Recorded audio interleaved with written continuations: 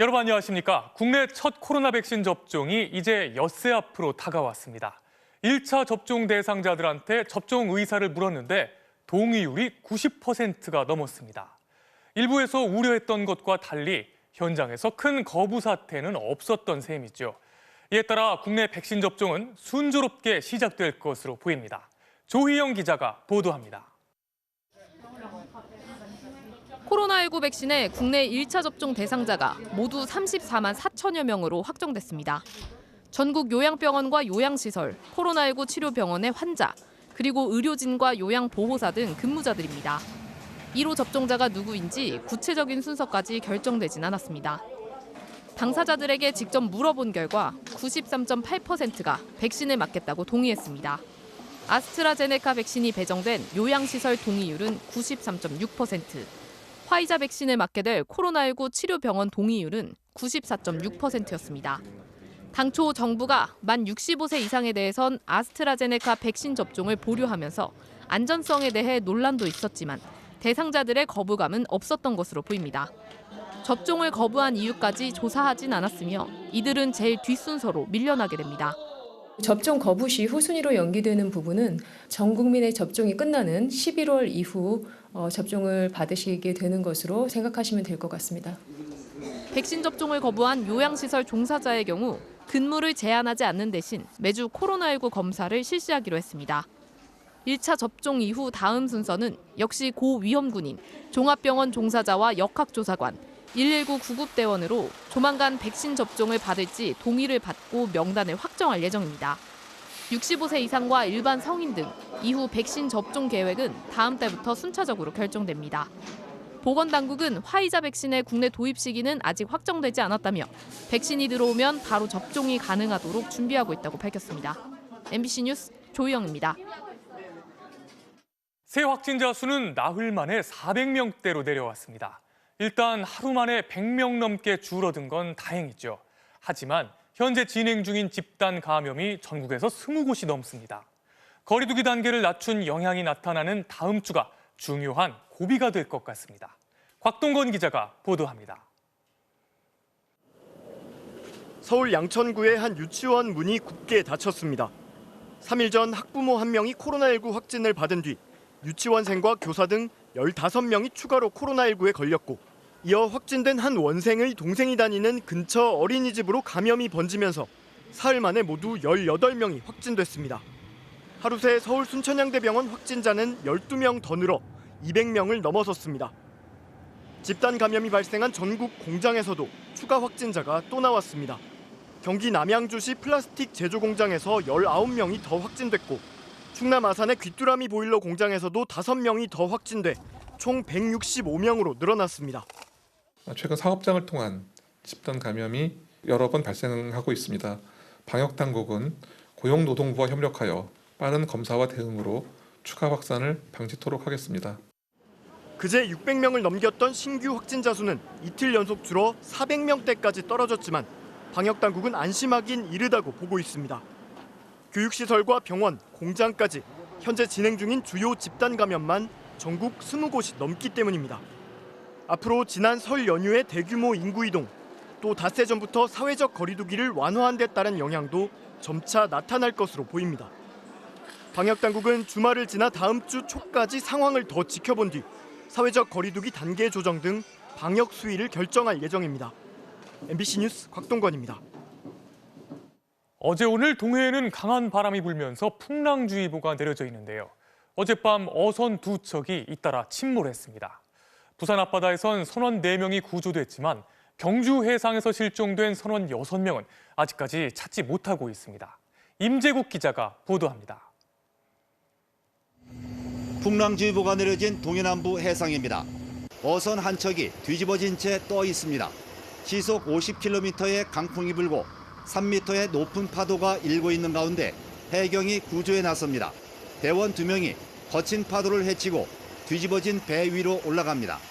선원들이 있는지 두드려 보려는 순간 이내 거대한 파도가 몰아치고 배 뒤쪽으로 휩쓸려 나갑니다. 침몰한 배는 홍게를 잡기 위해 동해로 나갔던 9.7톤급 거룡어입니다. 어제 저녁 6시 49분쯤 배 안으로 물이 들이치고 있다. 한국이 선원 2명과 베트남 선원 3명, 중국 선원 1명 등 모두 6명이 위험하다는 신고가 접수됐습니다. 출동한 해경은 어젯밤 경주시 간포읍 동쪽 42km 해상에서 전복된 거룡호를 발견하고 함정 26척과 항공기 7대 등을 동원해 24시간 동안 수색을 벌였지만 실종된 선원은 찾지 못했습니다. 높은 파도로 인해서 선박 기동도 많이 힘들고 그리고 파도로 인해서 시야도 많이 가려진 편이라서 수색하는데 좀 많은 어려움을 겪고 있습니다. 해경은 야간에도 조명탄을 밝히고 실종된 선원 수색 작업을 이어나갈 예정입니다. 이보다 남쪽인 부산 기장군 남동쪽 해상에서도 어젯밤 27톤급 어선이 침몰했지만 다행히 선원 4명은 인근에 있던 다른 어선에 의해 모두 구조됐습니다. MBC 뉴스 임재욱입니다. 오늘 서울 송파구에서 승용차가 상가 안으로 돌진하는 사고가 일어났습니다. 주차 중이던 차가 멈추지 않고 오히려 속도를 높인 건데요. 다행히 상가 안에는 사람이 없었습니다. 임명찬 기자가 보도합니다. 서울 송파구의 한 주차장으로 흰색 승용차가 들어옵니다. 운전석 문이 열리고 누군가를 부르는 여성. 차량 브레이크 등이 꺼지더니 조금씩 차가 움직이기 시작합니다. 곧이어 앞에 주차된 SUV 차량을 들이받고는 그대로 속도를 높여 맞은편 상점으로 돌진합니다. 사람이 못 나와가지고 저 안에 탁 막혔거든. 다행히 상점에는 사람이 없어 다친 사람은 없었습니다. 경찰은 운전자가 브레이크를 밟으려다 가속 페달을 잘못 밟아 사고가 난 것으로 보고 있습니다. 낮 12시 반쯤에는 서울 관악산 정상 부근에서 40대 남성이 추락했습니다. 계단으로 된 등산로를 오르다 30m 아래로 떨어진 것으로 추정되는 이 남성은 추락한 지 20분 만에 소방 헬기로 구조됐고 목과 다리를 크게 다쳐 병원으로 옮겨졌습니다. 오늘 새벽 2시 반쯤 서울 구로구 신도림동 일대 아파트 900여 세대에 전기 공급이 끊겼습니다. 500세대는 정전 발생 후 약 2시간 만에 복구됐지만 400세대는 15시간 만인 오후 5시 반쯤 복구 작업이 완료됐습니다. 전기가 끊기면서 난방이 안 되고 냉장고 같은 전기 제품 사용이 중단돼 주민들이 큰 불편을 겪었습니다. 명절이 지나고 선물 받은 것도 많고 그렇잖아요. 다들 제사 음식도 있고. 근데 이런 것도 지금 다 버려야 되잖아요. 한전 관계자는 아파트에 전력을 공급하는 지하 케이블이 끊어져 복구 작업에 시간이 오래 걸렸다고 설명했습니다. MBC 뉴스 임명찬입니다. 프로배구에서 시작된 학교 폭력 문제. 이번에는 현역 프로야구 선수에게 학창시절 폭행을 당했다는 폭로가 나왔습니다. 해당 선수의 소속 구단은 사실 여부를 확인 중입니다. 김민찬 기자가 보도합니다. 어젯밤 한 소셜미디어에 현역 프로야구 선수 A씨로부터 10여 년 전 학교 폭력을 당했다는 폭로글이 올라왔습니다. 당시 초등학교 4학년이던 자신이 같은 학년 야구부인 A씨로부터 여러 차례 집단 폭행을 당했다는 내용입니다. 물리적인 폭행 외에 A씨가 교실에 피해자의 이름과 욕을 적어놓고 폭언을 일삼는 등 왕따 행위도 있었다고 주장하면서 A씨의 실명을 공개했습니다. 피해자는 MBC와 인터뷰를 통해 폭행이 집단적으로 이뤄져 모든 기억이 정확하진 않지만 A씨가 폭행의 단순 가담자가 아닌 주동자였다는 사실은 확실하다고 주장했습니다. 그러면서 당시 폭행과 따돌림으로 자신은 초등학교 6학년 때 전학을 갔고 이후 우울증이 생겨 현재까지 약물 치료를 받고 있다고 했습니다. 왜 굳이 지금 폭로했는지에 대해선 최근 프로배구에서 벌어진 학교 폭력 사건을 보고 용기를 얻었기 때문이라고 했습니다. 가해자로 지목된 A씨의 소속 구단은 사실관계를 파악해 근거가 확인될 경우 엄중하게 처리하겠다는 입장을 발표했습니다. 다만 면담 결과 A씨가 피해자의 신상은 물론 해당 사건을 기억하지 못하고 있다고 했습니다.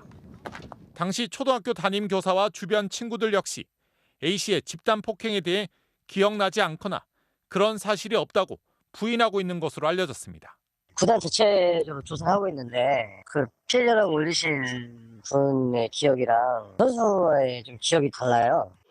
12년 전 폭행 사건이 다시 불거져 논란에 휩싸인 남자 프로배구 KB손해보험의 이상열 감독은 남은 경기 출장을 포기하기로 했습니다. MBC 뉴스 김민찬입니다. 그동안 의사가 성범죄나 강력범죄 등 징역형을 받아도 면허는 그대로 유지가 되는데요. 범죄를 저지른 의사의 면허를 박탈하는 의료법 개정안이 어제 국회 상임위를 통과했습니다. 의사협회는 면허 강탈법이라며 총파업을 예고했습니다. 나세용 기자입니다. 여성 환자들을 성추행해 2차례나 유죄가 확정된 성형외과 의사. 수술비용이 1,500만 원인데 630만 원으로 깎아주면 너는 나한테 뭘 해줄 거니? 여성 환자와 간호사 등을 무차별 불법 촬영했다 징역형을 선고받은 의사. 모두 의사 면허를 유지하고 있습니다. 국회 보건복지위원회는 금고 이상의 형을 선고받은 의사들의 면허를 취소하고 형이 종료된 뒤에도 최대 5년간 면허를 주지 않는다는 법안을 통과시켰습니다.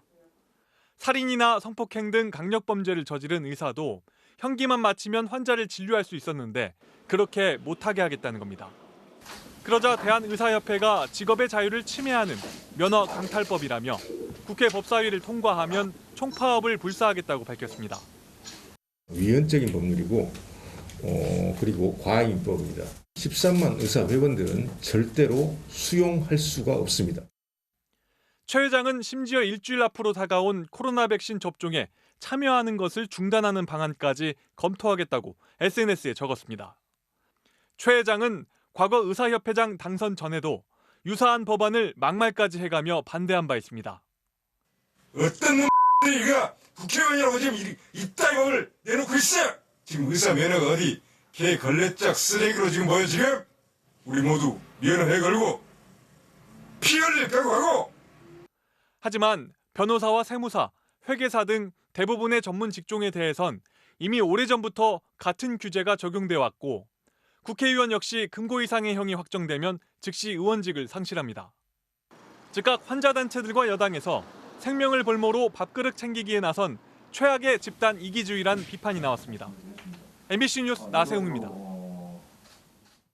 미국에서는 백신 접종의 속도를 더 높이고 있습니다. 조 바이든 미국 대통령은 화이자의 코로나19 백신 제조 공장을 방문해 백신은 안전하며 백신을 맞는 것이 대유행을 극복하는 방법이라고 꼭 백신을 맞아달라고 호소했습니다.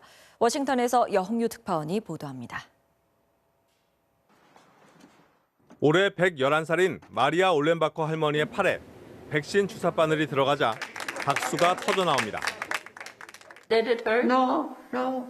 I'm very happy to get the shot.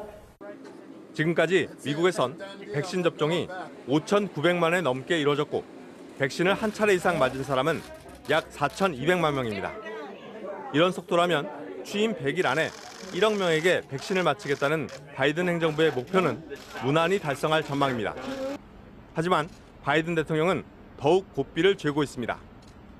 화이자의 백신 제조 공장을 방문한 바이든 대통령은 백신이 안전하다면서 백신을 맞는 것이 대유행을 극복하는 방법이라고 강조했습니다. If there's one message to cut through to everyone in this country is this.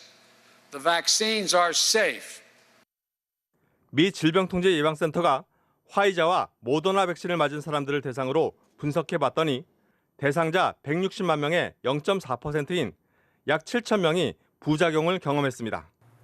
또 심각한 부작용을 겪은 사람은 640명으로 전체의 0.04%였습니다. 화이자는 자사 백신을 초저온 냉동고에 보관할 필요가 없고 일반 냉동고에 보관해도 된다는 새로운 데이터가 나와 미 식품의약국 FDA에 제출했다고 밝혔습니다. 새 데이터에 따르면 화이자 백신을 영하 25도에서 15도 사이 온도에서 2주간 안정적으로 보관할 수 있다는 겁니다. 미국 전역을 강타한 한파로 백신 공급이 일시적으로 차질을 빚고 있지만 접종은 속도를 내고 있고 코로나19 신규 환자는 확연한 감소 추세를 보이고 있습니다. 바이든 대통령은 올해 말까지는 정상 상태에 가까워질 것으로 본다고 말했습니다. 워싱턴에서 MBC 뉴스 여홍규입니다. 미국 대부분 지역을 덮친 한파로 많은 사람들이 정전과 식수 부족으로 고통받고 있는데요. 특히 피해가 심한 텍사스주의 한 상원 의원이 따뜻한 휴양지로 가족과 함께 피난을 떠나 거센 비난을 받고 있습니다. 이 의원은 하루 안에 귀국해 좋은 아빠가 되고 싶었을 뿐이라고 했습니다. 이남호 기자입니다. 공항에서 출국 수속을 밟고 있는 이 남성. 미국 텍사스주의 테드 크루즈 공화당 상원 의원입니다. 한파로 고통받고 있는 자신의 지역구를 떠나 멕시코의 휴양지 칸쿤으로 가족여행을 떠났습니다. 비판 여론이 거세지자 하루 만에 급히 귀국해 자녀들 때문에 여행을 가게 됐다고 해명했습니다. Let's go somewhere where it's not so cold. So we were trying to be good parents and said, okay, we'll do it. And so. 크루즈 의원의 사퇴를 요구하는 목소리가 커지는 가운데 주민들은 마실 물이 부족해 고통을 겪고 있습니다. 정전 사태는 대부분 복구됐지만 수도관이 열면서 식수가 모자라다 보니 물을 받아가기 위해 몇 시간씩 줄을 서고 있지만 그나마도 충분하지 않습니다. 웃돈을 주고서라도 물과 음식을 구하기 위해 마트에 가봐도 매대는 텅텅 비어 있습니다. And there was no water nowhere. So we went, and when we saw the long line, we decided we'd better stay. 샌 안토니오에서는 5층짜리 아파트 전체가 타는 큰 불이 났지만 물이 없어 제때 끄지 못하는 일까지 벌어졌습니다. 이번 한파로 전기와 난방이 끊기면서 미국에서는 최소 60명이 숨진 걸로 전해졌습니다. MBC 뉴스 이남호입니다. 또다시 안타까운 아동 학대 소식이 들어왔습니다. 태어난 지 한 달도 안 된 아기가 친아버지한테 맞아 숨진 사실이 뒤늦게 알려졌습니다. 아기가 운다는 이유로 머리를 때렸다는데요. 아기는 아직 출생 신고조차 되지 않은 상태였습니다. 더 이상 이런 슬픈 아기가 없어야 하지 않을까요? 남효정 기자가 보도합니다. 지난 1월 1일 밤 9시 반쯤 119로 다급한 전화 한 통이 걸려왔습니다. 자고 있던 아기의 입술이 하얗게 질렸다는 내용이었습니다. 평지로 신고가 들어왔어요. 아이가 숨을 쉬지 않는다라고 해가지고. 아기는 심폐소생술을 받으며 병원으로 옮겨졌지만 결국 숨졌습니다. 태어난 지 겨우 29일 만이었습니다. 사망 원인은 뇌출혈. 아기가 울자 친부인 20살 김모 씨가 머리를 때린 겁니다. 손바닥으로 머리를 이렇게 쳤는데 바깥으로 이렇게 볼록하게 그 문양이 새겨져 있는 그 반지를 낀 손이거든요. 폭처럼 붉어져 있는 부분이 머리 쪽에 이제 충격을 가해서.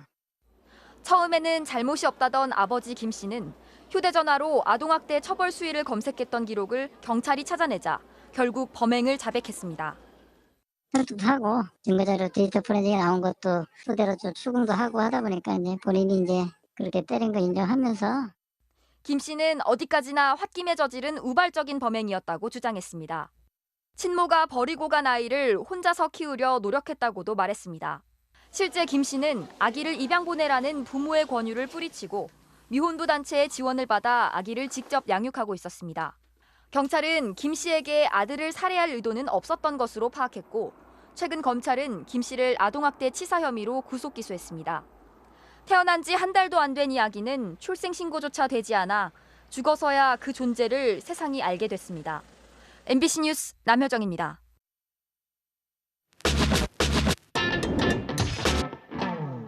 조명 뒤의 사람들을 조명하는 앵커로그입니다. 지금은 새벽 6시 반을 조금 넘긴 시각인데요. 유독 과로사로 숨지는 사람이 많은 일이 있다고 해서 찾아왔습니다. 안녕하세요. 안녕하세요. 30대 집배원이 집에서 숨진 채 발견이 됐습니다. 40대 집배원이 또 자택 화장실에서 숨진 채 발견됐습니다. 여기도 찍으시는 거예요? 지금 계속해서 들어오는 물건의 양도 많고 종류도 굉장히 다양한데요. 특히 오늘 같은 화요일은 죽음의 날로 불린다고 합니다. 금요일 저녁, 토요일, 일요일 날 시킨 것들이 화요일 날 도착한 거죠. 그러면 한 3일째 오는 거예요. 그럼 마지막 차는 지금 출발했다고 합니다. 도착할 때 됐습니다.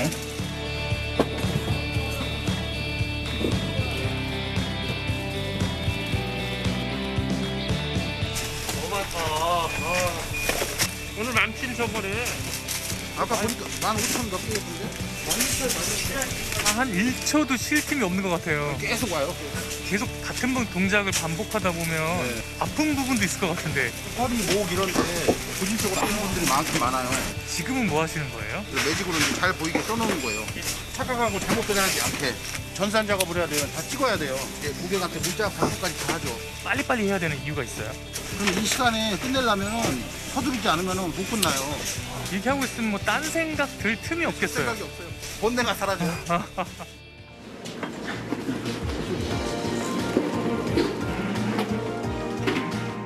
질병들은 보통 이런 오토바이를 이용하는데요. 일반 우편물뿐만 아니라 부피가 큰 이런 택배 물품들도 많습니다.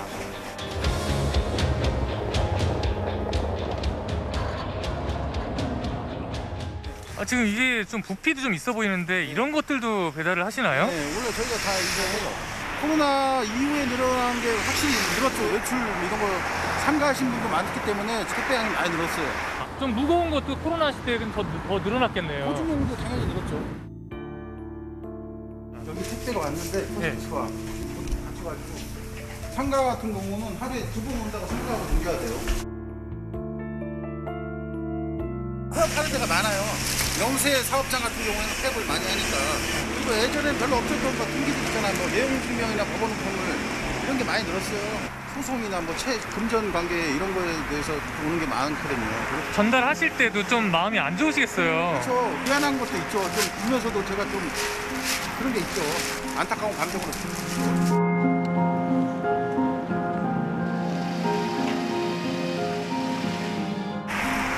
물질 맞으면 안 돼요. 고객들이 젖어서 갖다 주는 걸 제일 싫어하거든요. 그래서 나는 젖어도 우편물은 절대 젖으면 안 돼요. 좀 위험해요. 여기 내리막길, 오르막길이 있어가지고 걸어가지고. 눈이 오니까 좀 마음도 더 급하신 것 같아요. 여기서 시간을 많이 까먹거든요. 조금이라도 단축시키려면 빨리 움직여야 돼요. 안전도 좀 걱정이 되실 것 같아요. 그런데 눈 오면 거의 뭐 한두 번은 다 넘어지죠. 실제로 사고 나신 적도 있으세요? 비일비재하죠. 일상적으로 겪은 거 보니까 큰 사고만 아니면은 그냥 참고 하는 거죠. 집배원 과로사했다라는 뉴스가 매년 쉬지 않고 나오거든요. 충남 당진우체국 소속 집배원 49살 강모 씨가 자택에서 숨진 채 발견됐습니다. 하루 12시간 안팎의 과중한 업무로 늘 피곤함을 호소했습니다. 너무 피곤하다. 여기 시골이어서 그런가 왜 이렇게 일이 많냐. 항상 그랬었어요 진짜. 솔직히 남일 같지 않고 어떻게 보면 좀 분노스럽기도 해요. 오정사법무사 우편물이 줄었다고 하는데 그거는 일반 우편물이 줄은 거고 제일 시간이 많이 걸리고 하는 거는 등기나 택배 때문에 시간이 걸리거든요.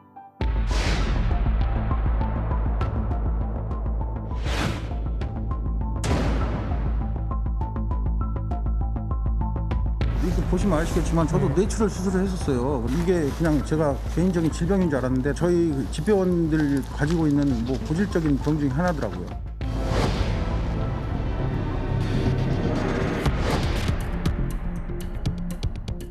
택배나 이런 거 업무 부하를 좀 경감해달라 이거죠. 인력 충원했다고는 하는데 저희 집배 인력은 는 게 없고 위탁 택배원들만 늘렸는데 그거 갖고는 경감이 안 돼요.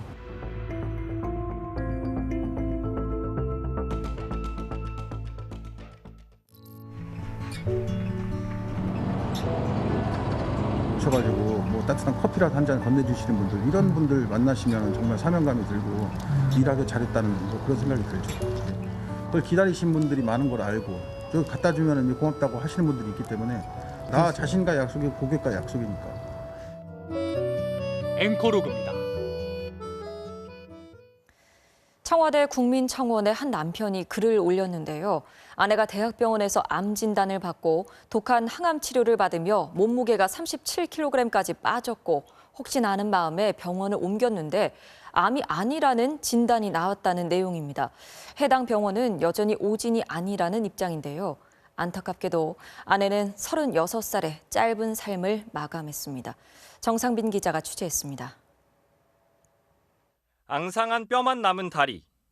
제대로 걸을 수 없어 여기저기 부딪히다 생긴 시커먼 멍자국들. 지난달 14일 세상을 떠난 36살 아내의 마지막 모습입니다. 불과 1년 전만 해도 상상조차 할 수 없던 일이었습니다.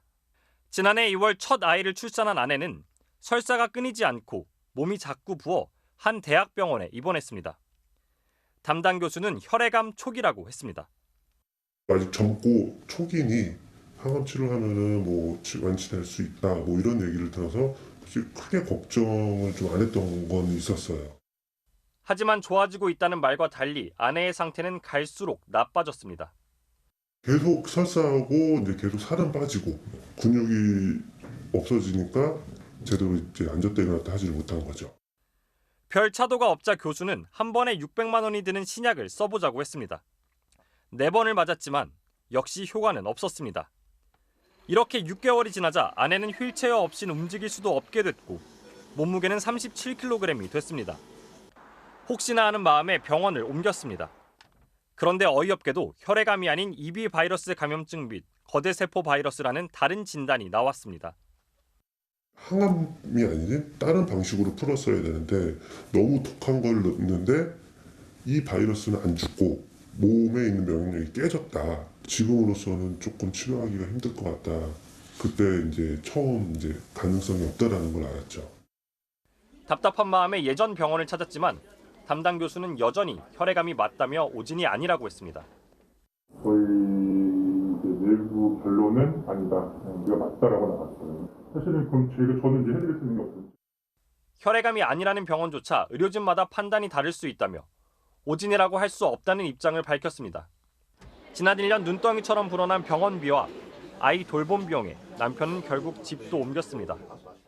그리고 지난 17일 아이가 태어난 지 꼭 1년이 되는 날 아내의 억울함을 조금이라도 풀어주기 위해 청와대 국민청원에 사연을 올렸습니다.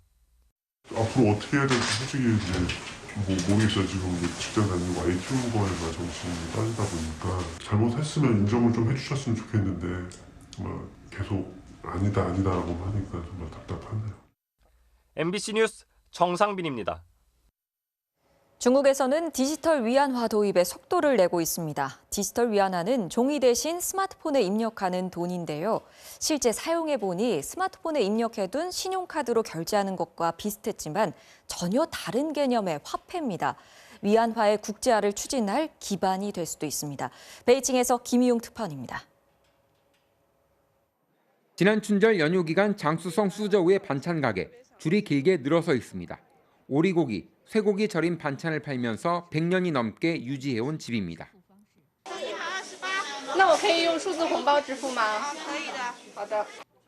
스마트폰 QR코드를 찍어서 결제하면 되는데 중국에서 일상화돼 있는 전자결제와 다르지 않습니다. 그래서 차이를 잘 모르겠다는 중국인들도 많습니다. 금융당국은 기존의 전자결제 수단이 돈을 담고 있는 지갑이라면 디지털 위안화는 지갑 안에 있는 내용물이라고 설명합니다. 스마트폰 안에 숫자로 표시되어 있을 뿐 진짜 돈과 같다는 겁니다. 디지털 위안화 모양도 중국 인민은행 발행 표시와 마오쩌둥 얼굴이 인쇄돼 있는 종이 돈과 유사합니다. 실물 화폐와 같은 가치를 가지고 있어서 변동성이 심한 비트코인 같은 가상화폐, 암호화폐와는 완전히 개념이 다릅니다. 2014년 디지털 화폐 연구를 시작한 중국은 작년에 4곳에서 테스트를 거쳐서 지난 춘절엔 베이징에서 시범 운영했고 내년 베이징 동계올림픽에서도 사용할 계획입니다. 디지털 위안화는 인터넷 연결 없이도 사용할 수 있는 등 편한 점이 있습니다. 数字货币应该是跟等同于现金的，直接到账的。还有一个优点就是说，它没有手续费。 반면 해킹의 위험성이 있는 데다 금융당국이 사용자의 자금 흐름을 일일이 들여다볼 수 있어 사생활에 대한 통제가 될 수도 있습니다. 数字人民币是由人民银行发行的数字形式的法定货币，具有价值特性和法偿性，支持可控匿名。 디지털 위안화는 장차 중국의 GDP가 미국을 따라잡을 때쯤 중국이 위안화의 국제화를 추진할 수 있는 기반이 될 것이란 전망입니다. 미국으로서는 달러 패권에 대한 도전일 수 있는 데다 글로벌 디지털 화폐에 대한 기술 표준을 중국이 선점할 것에 대한 경계감도 보이고 있습니다. 베이징에서 MBC 뉴스 김희용입니다. 요즘은 식당이나 카페 등 어딘가에 출입을 할 때 출입 기록을 남기게 돼 있죠. QR코드로 인증을 하는 곳이 많지만 직접 전화번호를 적을 때는 개인정보 유출이 걱정되기도 하는데요. 이제는 6자리의 안심번호만 적으면 됩니다. 내 안심번호 어떻게 확인하는지 이준희 기자가 알려드립니다. 인증되었습니다. 식당이나 카페에 갈 때 하루에도 몇 번씩 찍는 QR코드. 이용객의 정보가 자동으로 저장됩니다. 하지만 사정상 단말기를 놓을 수 없어 손으로 직접 전화번호를 적어야 하는 곳도 전체의 40%가 넘습니다. QR코드 사용을 힘들어하는 이용자도 적지 않습니다.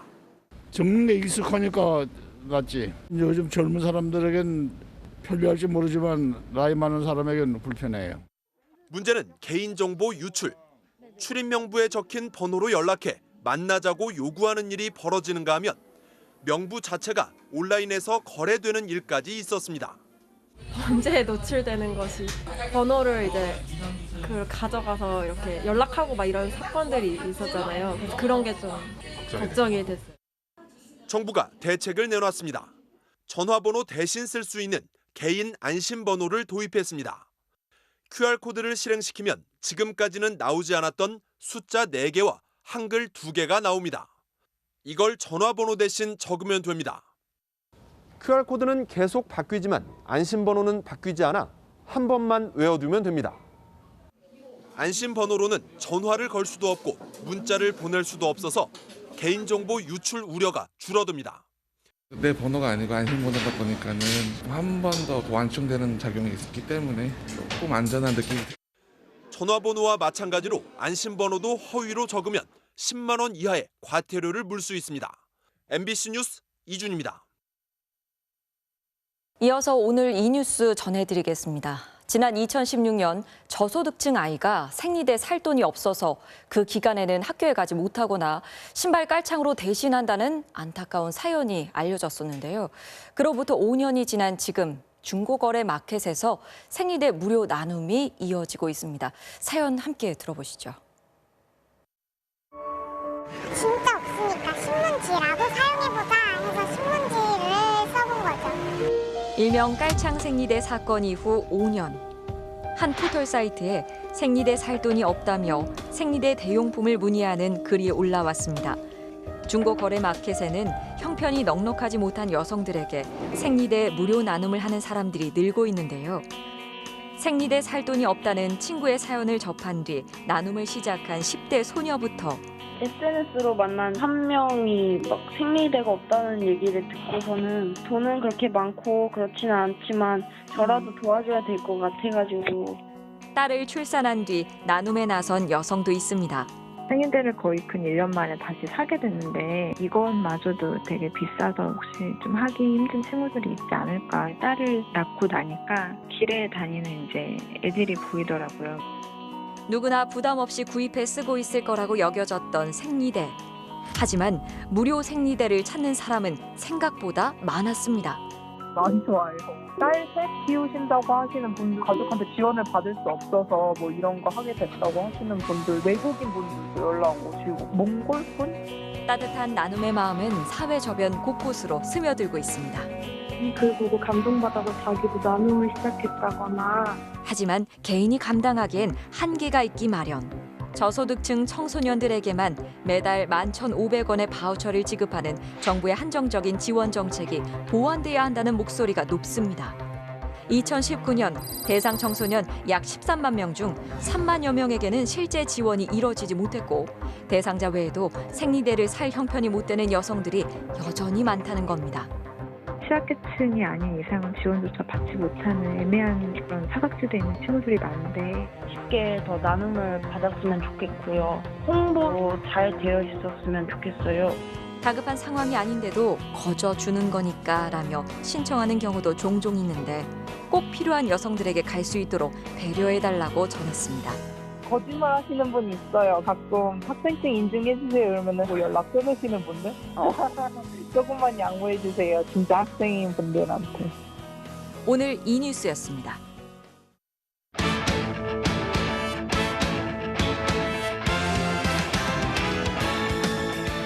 풀밤 스포츠 뉴스입니다. 12년 전 박철우 선수 폭행 사실이 재차 불거져 논란을 키웠던 KB손해보험의 이상열 감독이 올 시즌 잔여 경기 출장을 포기하겠다고 밝혔습니다. 하지만 박철우 선수는 진정성 없는 행동이라며 폭행 피해자가 더 있다고 밝혔습니다. 박주린 기자입니다. 논란의 중심에 섰던 이상열 감독이 올 시즌 남은 경기에 출장하지 않기로 했습니다.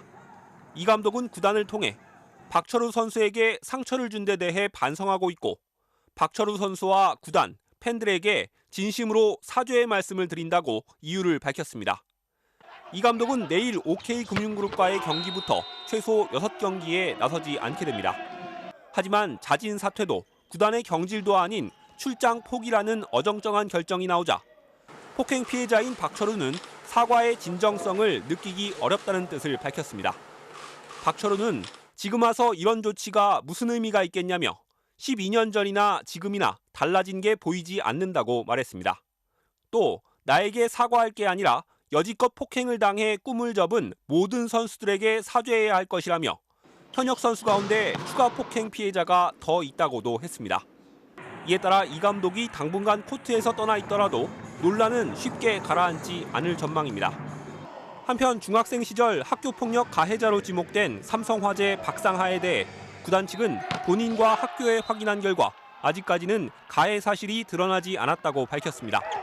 하지만 이에 대해 폭력 의혹을 제기한 당사자가 최소한 반성의 기미라도 보이길 바랐다며 오늘 중학교 졸업사진 등 추가 자료를 올려 파문은 계속되고 있습니다. MBC 뉴스 박두린입니다. 메이저리그 텍사스와 계약을 맺은 양현종 선수가 스프링 캠프 합류를 위해 출국했는데요. 팬들의 걱정을 알고 있다면서 결과로 보여주겠다고 다짐했습니다. 자신의 출생 연도죠. 1988이 새겨진 옷을 입고 양현종이 출국을 위해 공항에 들어섰습니다. 기다렸던 팬들의 사인 공세에 일일이 응한 양현종 선수. 초청 선수로 스프링 캠프에 참가하는 입장이어서 어느 것도 보장되지 않은 상태인데요. 걱정하는 시선도 모두 알고 있다면서 지금은 빅리그 진입 자체만 바라보겠다는군요. 분명히 저도 알고 있습니다.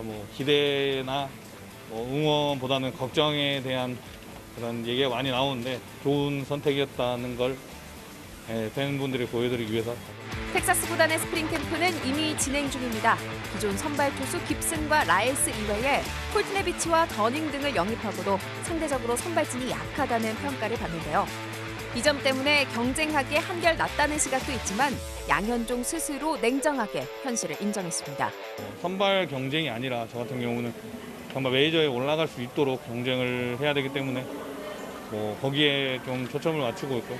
샌디에이고의 김하성 선수는 스프링 캠프 소집을 앞두고 또 한 번 높은 평가를 받았습니다. 통계 전문 매체 팬그래프가 올해 유망주 100명의 순위를 매기는 자리에서 전체 2위의 이름을 올리면서 높은 기대감을 다시 한번 확인했습니다. NBA 드래프트 전체 1순위 에드워즈의 In Your Face 덩크인데요. 신인답게 탄력을 주체 못하네요. 토요일 밤 스포츠 뉴스였습니다.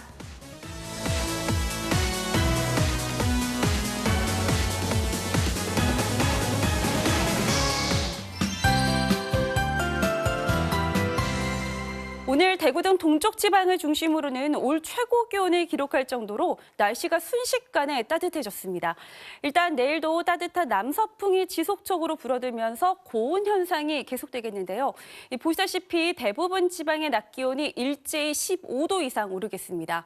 서울은 한낮에 16도, 광주 21도, 특히 경주는 24도까지 치솟는 등 남부 지방은 20도로 웃도는 곳이 많겠습니다.